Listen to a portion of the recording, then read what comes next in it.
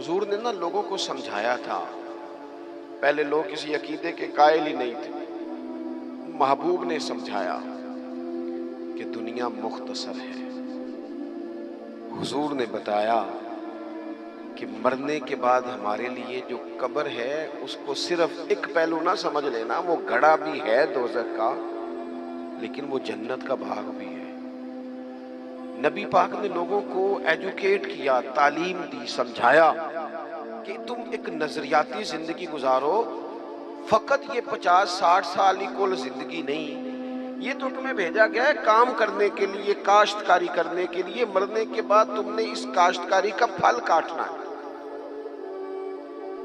اب یہ تعلیم اتنی راسخ ہو گئی لوگوں کے دلوں میں، اور صرف لوگوں کو نہیں سمجھایا. وہ ہمارے ہاں پیران نظام یہ کرتے ہیں، لوگوں کہتے ہیں فقیر ہو جاؤ، فقیر ہو جاؤ، فقیر ہو جاؤ. لوگ فقیر ہوتے جاتے ہیں اور پیر صاحب امیر ہوتے جاتے ہیں.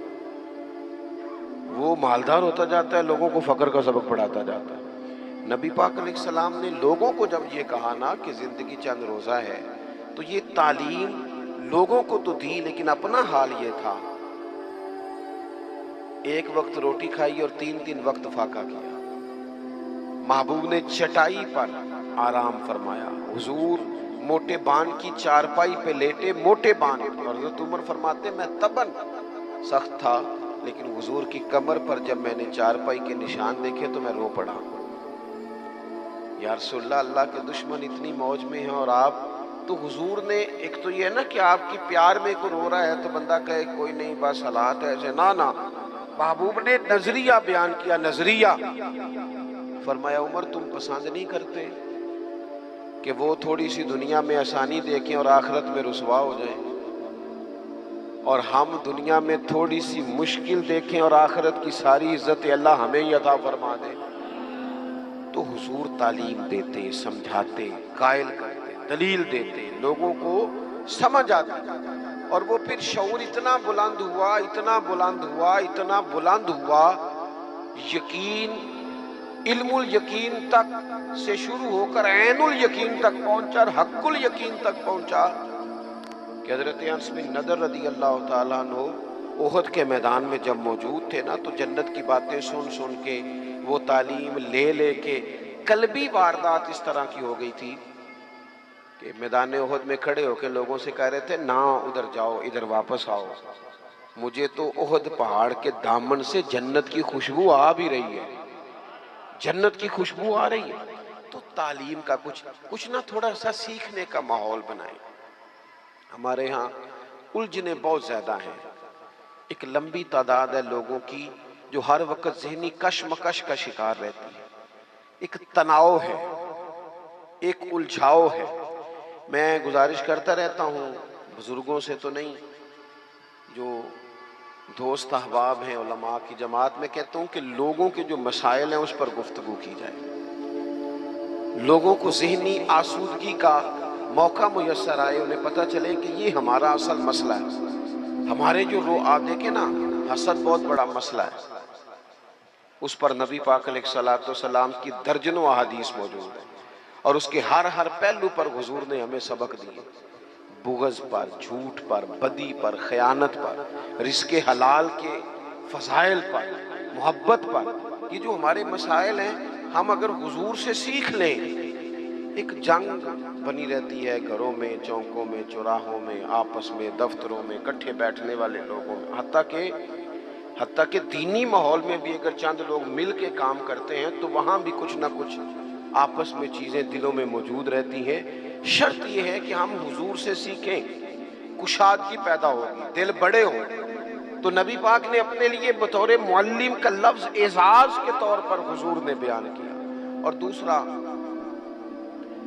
حضور نے فرمایا میں نا اخلاق عالیہ کی تکمیل کرنے دنیا میں آیا ہوں.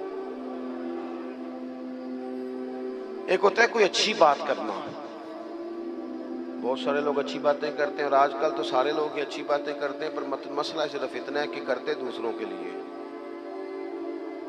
جتنی اچھی باتیں ہو رہی ہیں وہ ساری اچھی باتیں دوسروں کے لیے. اگر وہ اچھی بات جو ہم کر رہے ہیں صرف وہ والی کریں نا جس پر ہم عمل کرتے ہیں، تو جو تبلیغ عمل سے ہوتی ہے وہ دیر پا ہوتی ہے، اس میں وسعت ہوتی ہے.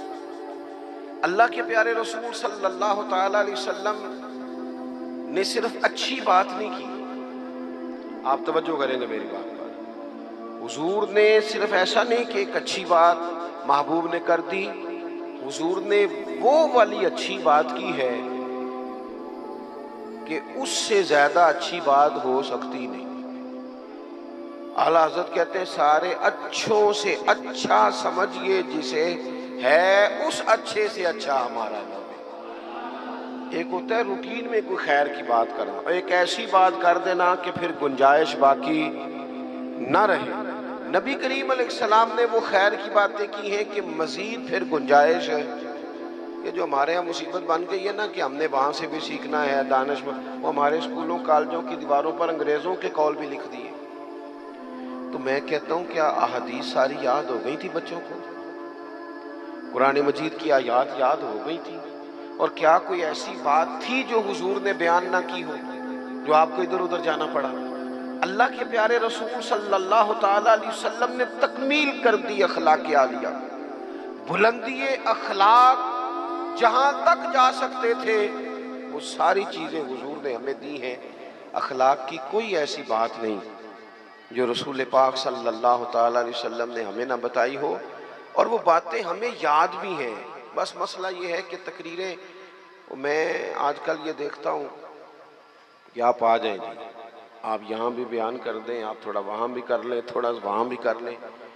تو میں یہ اکثر کہتا ہوں دوستوں سے کہ اگر تو تقریریں ہیں فقط کانوں کی لذت کے لیے، پھر تو سارا دن سنو، اور اگر عمل کے لیے ہے نا تو پھر میرا خیال ہے 20 منٹ اگر کسی نے کوئی بات سن رکھی ہے تو وہ عمل کے لیے کافی ہے، وہ عمل کے لیے کافی ہے۔ وہ بزرگ ایک مثال دیا کرتے تھے کہ ایک شخص نے کسی مولانا سے سن لیا تھا، بعض اوقات لوگ کھیتوں میں قضائے حاجت کے لیے جاتے تھے پیشاب کرنے، تو کہا سخت جگہ پہ پیشاب نہ کرو، وہ اس لیے کہ پیشاب کے چھینٹے پلٹ کر کپڑوں پہ نہ آئیں۔ تو اس بیچارے نے وہ مسئلہ سن لیا، وہ صرف نعرے والا نہیں تھا نا، عمل والا تھا۔ اس نے پھر نہ اپنی رومال میں ریت باندھ کے کندھے پہ رکھ لی، جہاں اسے قضائے حاجت کا موقع آتا وہ پہلے ریت رکھتا، اس میں وہ پیشاب کرتا تاکہ میرے کپڑوں کو۔ تو کسی نے کہا چل دوبارہ محفل میں جانا ہے، کچھ سننا ہے، تو کہنے لگا نا بھائی بس، جو ایک مسئلہ سنا تھا اس کے لیے کندھے پہ ریت اٹھائے پھرتا ہوں۔ یہ ایک سادی بات ہے لیکن سمجھنے کے لیے ہے، اگرچہ آپ ہنسے پر سمجھنے کے لیے ہے نا، کہ جن کا عمل کرنے کا مزاج تھا وہ تو یہاں تک تھے، اور جن کا خیال یہ کہ اب ویکھیا ساڑی محفل ہوئی، پھر راتی پھر آپ مزہ کیا ہے، ہو کیا بھئی آپ نے اور میں نے یہی تو کام کیا ہے۔ نبی کریم نے بلند اخلاق سکھائے۔ ایک حدیث اگر میرے ملک میں نافذ ہو جائے نا، ایک، کتنی کہہ رہا ہوں؟ ہاں نہ نہیں کرتے آپ، ناراض ہیں؟ کتنی؟ ایک پہ عمل ہو جائے نا، ایک پہ بس، تو سارے مسئلے حل ہو۔ ایک بات، اور لمبی چوڑی نہیں، حضور کو جو اللہ نے جوامع الکلم عطا فرمائے ان میں سے ایک بات، اللہ کے پیارے رسول علیہ السلام نے فرمایا میرا مومن وہ ہے۔ اتنی بڑی بلند اخلاق کی بات ملے گی نہیں آپ کو۔ فرمایا میرا مومن وہ ہے جو اپنے لیے پسند کرتا ہے وہی اپنے بھائی کے لیے بھی پسند کرتا ہے۔ لو ختم ہو گئی بات۔ آج کے بعد زندگی میں یہ ایک بات طاری کر لو، ایک صرف، کہ جو اپنے لیے پسند کرنا ہے وہی اپنے، کوئی ملاوٹ ہوگی، کوئی آدمی غلط چیز بیچے گا، کوئی غلط چیز بنائے گا، کوئی خرابی پیدا ہوگی، کیوں کہ اس نے نا، میں دکان پہ ایک دفعہ کپڑے خریدنے کے لیے بیٹھا تھا تو ایک صاحب کہنے لگے پیر صاحب یہ لے لے آتے، میں بھی پایا ہے۔ میں کیا سارے نو یو دیا کر جڑا آپ پانا ہے۔ دیکھو نا یہ کیا بات ہوئی، آپ کو پہچان ہے نا کہ یہ کپڑا ٹھیک ہے، تو آپ باقیوں کو خرید، آپ مارکیٹ سے لے کے ہی وہی آئیں بس، جو آپ سمجھتے ہیں کہ یہ لوگوں کے لیے۔ کیوں ہم اس طرح کا کام کرتے ہیں؟ کیوں نہیں ہم سمجھتے کہ یہ غیر نہیں ہے، یہ ہمارے اپنے لوگ ہیں؟ یہ کیسے ہو سکتا ہے کہ کسی کے بچوں کو آپ ملاوٹ والی چیز کھلائیں اور بیماریاں آپ کے گھر نہ آئیں؟ یہ کیسے ہو سکتا ہے؟